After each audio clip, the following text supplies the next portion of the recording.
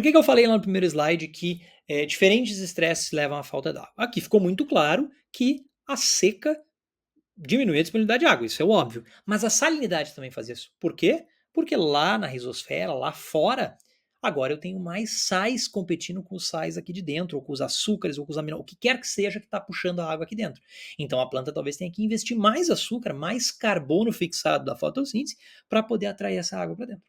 Tá? Isso então faz com que a salinidade tenha, em parte pelo menos, algumas características divididas com a seca.